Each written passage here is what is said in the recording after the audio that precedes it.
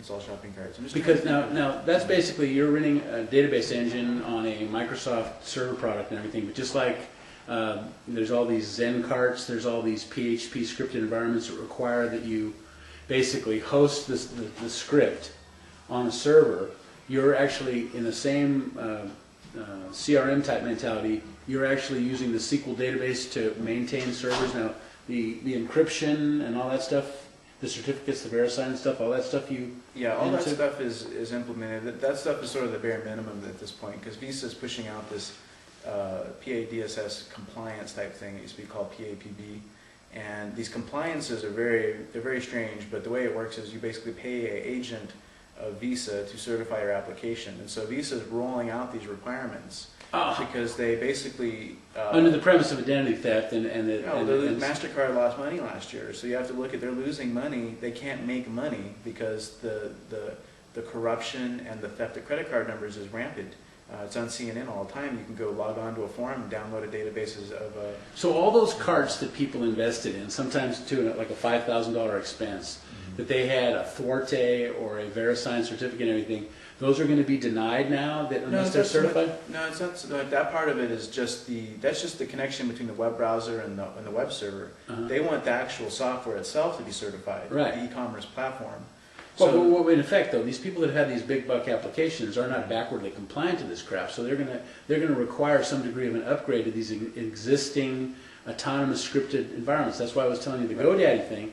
You got this huge monolith that this IT functioning that they're updating this stuff on the back end, and it's invisible to the end user. So in effect, you've developed some fairly large e-commerce sites with your proprietary scripted shopping cart, and you're in the process of upgrading it to these new compliances, huh? Yeah, updating the new compliances, working with what they call a QSA to basically make sure that the software is legit. Everything from, and it's almost, when you branch out of the actual certification, you get into the PCI compliance.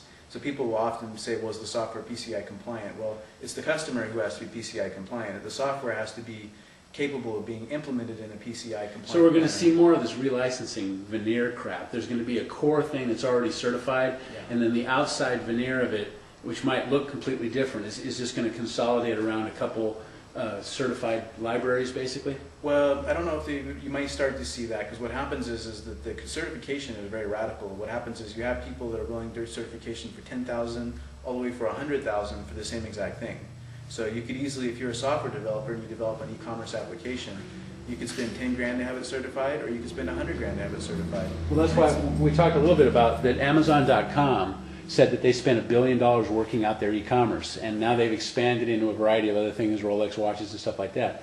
But that you can buy into their resource as a timeshare instead of developing it on your own. So more and more of the custom kind of efficient small stuff is going to fall to the wayside on these big conglomerates that are going to have these big libraries and stuff. So you kind of fall, you're kind of under the radar, even though you're developing this stuff at basically an operating system level, right? Well, I think, yeah, well, I mean at the .NET level, so with Microsoft.NET, the SQL Server products, but I think that when you look at a traditional like OS Commerce, or we like to work with the .NET open source, there's several different ones like NOP Commerce, and GoDaddy sells that one as well. They basically allow you to set up a NOP Commerce site, but they only do the bare minimum.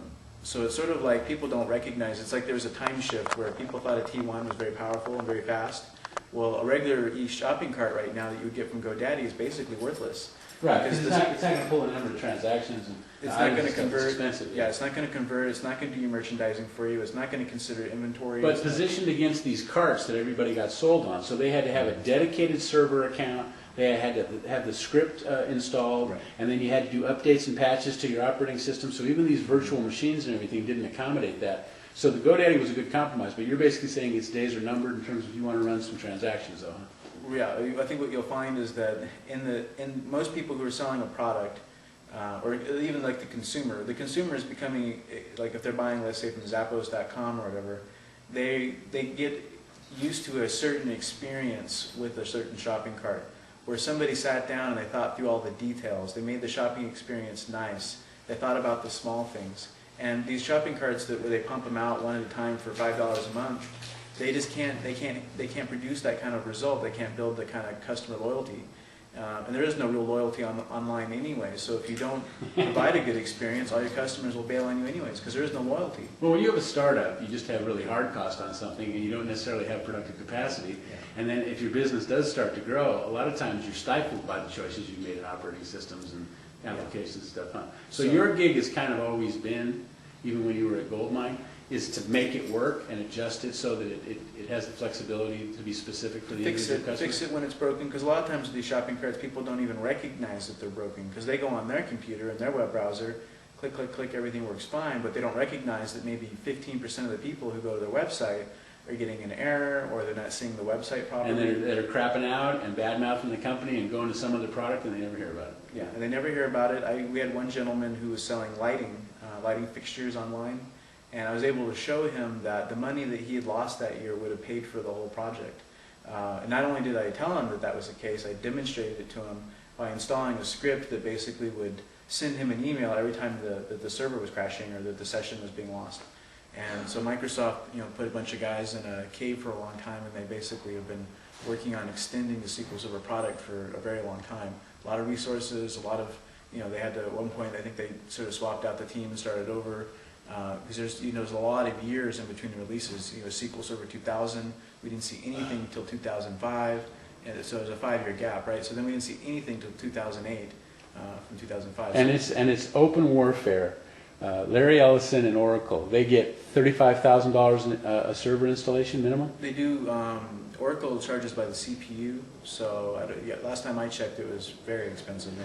But it's still it's the 700-pound gorilla in the room, but Microsoft is, except for the gigantic applications like the military database and stuff, Microsoft in the enterprise network, the business environment is holding their own very well? I think that the Microsoft product today holds its own with the Oracle product. Even it used to be that when they did these tests that they would say, well, Microsoft's product is faster on the NT platform. So if you loaded Oracle on the NT platform and you loaded the Microsoft product on the Microsoft platform, they would compete normally. But now Microsoft's able to hold its own by the virtue of the fact that the servers are so much faster now. So you can get servers with 32 processors in them and 20 gigs of RAM or whatever, and it can hold its own with Oracle on Unix. So. Now, is there any core product that's written in, like, I know there's sub-flavors of Oracle Financial and stuff like that. Is there any standalone database product that runs on a Microsoft machine that's Oracle?